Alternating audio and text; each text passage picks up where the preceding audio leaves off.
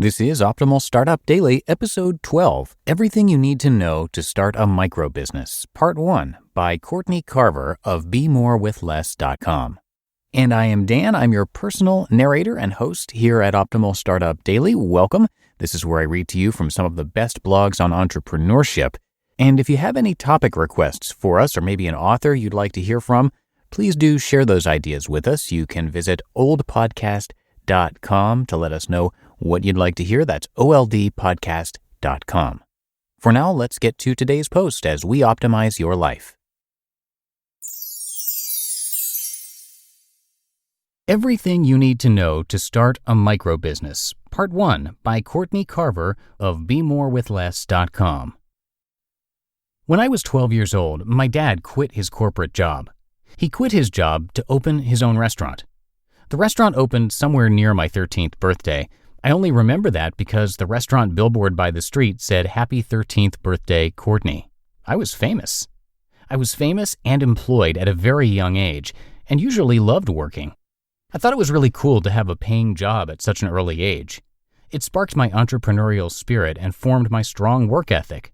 I loved being that girl who could bring pizza to events and meet friends for lunch for free. When I was in high school, I still thought it was great to have a job, but being the owner's daughter meant if someone called in sick and a last-minute replacement was needed, I was the easiest to reach, even if it was on the night of a dance or other event that was more appealing than work.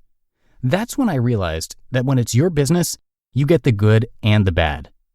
There are pros and cons of growing up in a family business. You spend a lot of time with your family. There's always restaurant food to eat. People think you get special treatment as the boss's daughter. You get special treatment as the boss's daughter. Each of those statements are pros and cons. While I always admired my dad for going out on his own and realizing a dream, I was determined to work for someone else. I didn't want to be so invested. I wanted to pick up a paycheck and go on my way. And that's exactly what I did until last fall, when I realized I still cared even when it wasn't my business. I was still invested, and I wanted to direct that towards my own business. I didn't do it for more money, and I don't think my dad did either. I did it for freedom, for time, for creativity. Yes, I want and need to make money, but it wasn't the driving decision maker for me to make a change. Times have changed. In 1982, when my dad's restaurant opened, being your own boss meant getting a loan, finding a storefront, ordering inventory, hiring staff, and then trying to make a little money.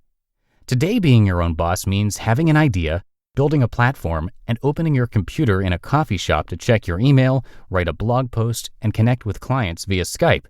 I've grossly simplified both scenarios here. I do not believe there are people destined to own their own business any more than I think some people are supposed to work for other people. Circumstances, desires, openness to change, and opportunity all shape the decisions we make for the life we want to live. The following advice can be used for a home-based microbusiness or opening a store on Main Street. Everything you need to know to start a microbusiness. Pay off your debt. Before you leave your day job and declare your independence, be debt-free with a $1,000 emergency fund. That doesn't mean wait until that happens to get started, but I suggest waiting until that happens to quit your job. I chose to save 2 months of income so I wasn't pressured to make money immediately. I didn't want to start a business with the anxiety of where the next dollar would come from. If I hadn't paid off my debt, I never could have saved the money. Assess your income needs. You may want to make a lot of money, but to get started, think about how much you really need to make.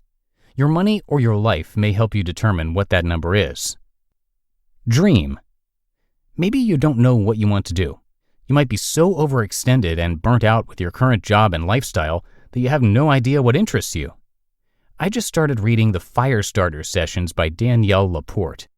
If you don't like what you are doing but don't know what's next, this book is next. Brainstorm business ideas.